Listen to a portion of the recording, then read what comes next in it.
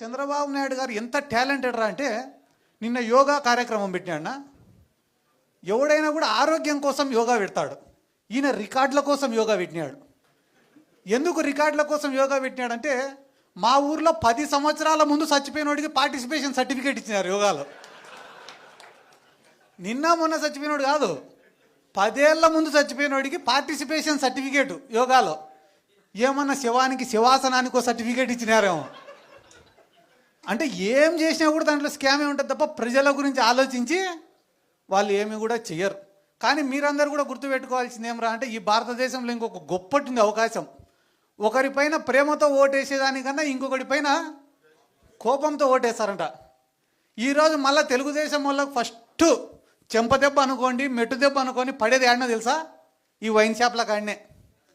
ఒరే వైన్ షాపులు వచ్చినాయి, ఇంకా మన గల్లాపేట నిండుతుంది, మన జోబులన్నీ నిండుతాయని అందరు వేసినారు ఆ టెండర్లు. నీకు 10 రూపాయలు ఇచ్చినాయి అనుకో, ఇద్దరిని తినమంటే ఎంత తింటాడు? ఒక్కొక్కడు 5 రూపాయలు తింటాడు. కానీ 10 రూపాయలు ఇచ్చి 10 మందిని తినమంటే ఒక్కొక్కరికి 1 రూపాయి వస్తుంది. ఈరోజు ఒక నియోజకవర్గంలో 10 బెల్ట్ షాపులు 10 వైన్ షాపులు పెట్టినారు. ఫస్ట్ తెలుగుదేశం వాడిది అనేది తెలుగుదేశం కార్యకర్తలే, వేరే ఎవడిది అన్నాడు. అది ఎప్పుడు తెలుస్తుంది? 2 ఏళ్ల తర్వాత లెక్కలు వేసుకునేప్పుడు తెలుస్తుంది ఎంత బొక్క పడింది అనేది. ఇప్పుడే తెలియదు. ఎందుకంటే నేను కూడా మా ఊర్లో ఒక ఏరియా ఉంటుంది, షికారిపేట అని ఒక ఏరియా ఉంటుంది మా ఊర్లో. ఆడ పాపం వాళ్ళు సారాయి కాసుకొని బతుకుతుంటారు. జగన్ సార్ గవర్నమెంట్లో ఇట్లా సారాయి గాయడం తప్పని చెప్పి కేసులు పెడితే దాదాపుగా 700 ఓట్లు ఉంటాయి అన్నాడ. 700 ఓట్లు ఉంటే 500 ఓట్లు టీడీపీకి మెజార్టీ వచ్చింది. నేను అడిగినా, ఏరా ఇన్ని పథకాలు ఇచ్చినారు, ఈ మీరందరూ పేదరికంలో ఉంటే కూడా ఇన్ని స్కీమ్లు ఇచ్చినాడు జగన్ సారు, ఏరా 500 మెజార్టీ ఇచ్చినారా మీరు టీడీపీ వాళ్ళకంటే? అన్న మమ్మల్ని సారాయి కాసుకొనిలే, అందుకే మేము బెయిల్ ఈసారి అంతా మూకుముడిగా టీడీపీకి వేసినాము అన్నారు. సర్లే మొన్న ఒక కోర్టు వాయిదా ఉంటే పోతేనే పలకరించేదానికి వచ్చినారు. ఏరా ఇప్పుడు ఈ గవర్నమెంట్లో సుఖంగా ఉండారా అని. అంటే ఊర్లోనే ఎవరం లేమన్నా ఆయన. ఎందుకురా అంటే 99 రూపాయలకే మందు దొరుకుతాంటే ఇంకా సారాయి తాగేటోడు ఎవడన్నా.